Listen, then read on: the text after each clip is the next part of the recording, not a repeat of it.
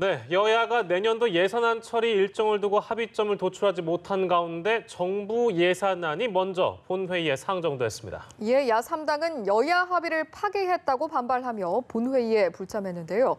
국회 연결해서 자세한 내용 들어봅니다. 한지희 기자. 네, 문희상 국회의장이 3당 원내대표들을 만나 예산안 처리 시점 합의를 요구했음에도 불구하고 여야는 이견을 좁히지 못했습니다.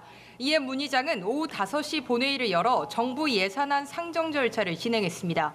정부 예산안이란 국회의 감액, 증액 심사를 거치지 않은 정부 측의 원안을 말합니다. 본회의에서 김동연 경제부총리의 제안 설명만 이뤄졌고 본회의가 열린 지 17분 만에 산회됐습니다. 이 자리에는 더불어민주당과 정의당이 참석했습니다.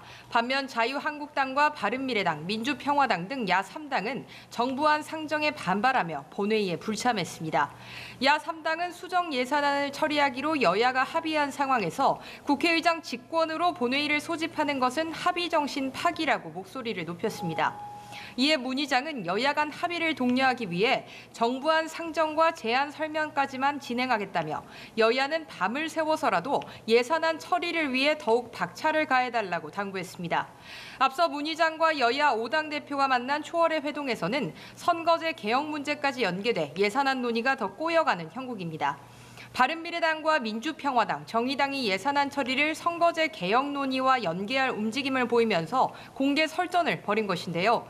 야3당은 내일 오후 국회 로텐도홀에서 연동형 비례대표제 도입을 촉구하는 집회를 연 뒤 농성을 이어가기로 합의했습니다. 한편 교육위원회 법안 소위에서는 사립유치원의 회계 투명성 강화를 위한 유치원 3법 개정안을 두고 여야의 공방이 계속되고 있는데요.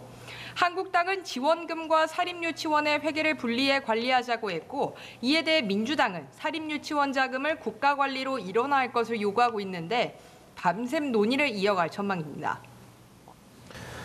네, 청와대 특별감찰반의 비위 의혹을 놓고 조국 민정수석에 대한 책임론이 일고 있는데 오늘 나온 여야의 입장 정리해 주시죠. 네, 청와대 직원의 연이은 일탈 행위로 조국 민정수석에 대한 책임론이 확산하자 더불어민주당이 수습에 나섰습니다.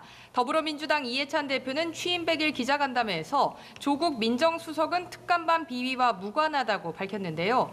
조 수석에 대한 경질 요구는 야당의 정치적 행위라고 선을 그었습니다. 그러면서 공직사회가 해이하지 않도록 당에서도 독려하겠다고 말했습니다.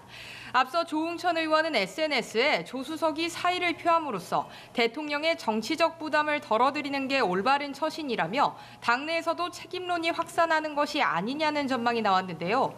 이에 표창원 의원과 박강원 의원 등 민주당 의원들은 조 수석을 흔들지 말라는 글을 올리며 조 수석을 향해 묵묵하게 국민의 명령만을 기억하라고 당부했습니다. 이런 가운데 야당은 일제히 조 수석의 사퇴를 촉구하고 나섰는데요. 자유한국당 김성태 원내대표와 바른미래당 김관영 원내대표는 인사검증 실패 등의 책임을 물어 조 수석을 해임해야 한다고 요구했습니다. 바른미래당은 또 청와대 특별감찰반의 비위 의혹과 관련해 국회 운영위원회 소집을 추진하기로 했습니다. 네, 이해찬 대표가 오늘 취임 100일 기자간담회를 열었다고 했는데 이 자리에서 그동안의 소회와 앞으로의 전국구상을 발표했다고요? 네, 그렇습니다. 강한 리더십으로 당 존재감을 키워온 이해찬 더불어민주당 대표는 취임 100일 기자간담회에서 무한한 책임감으로 2020년 총선 승리와 문재인 정부의 성공, 정권 재창출을 이뤄내겠다고 말했는데요. 내년 4월까지 투명하고 객관적인 공천 룰을 마련하고 상향식 공천 시스템을 완전히 뿌리내리겠다고 강조했습니다. 또 당의 지지율 하락 원인에 이재명 경기도지사 논란이 영향을 미쳤을 것이라고 말했습니다. 문재인 대통령의 아들 준용 씨 채용 의혹이 다시 불거지는 것과 관련해서는 이미 다 끝난 일인 만큼 언론에서 자꾸 거론하는 건 적절치 않다고 선을 그었습니다. 지금까지 국회에서 연합뉴스TV 한지희입니다.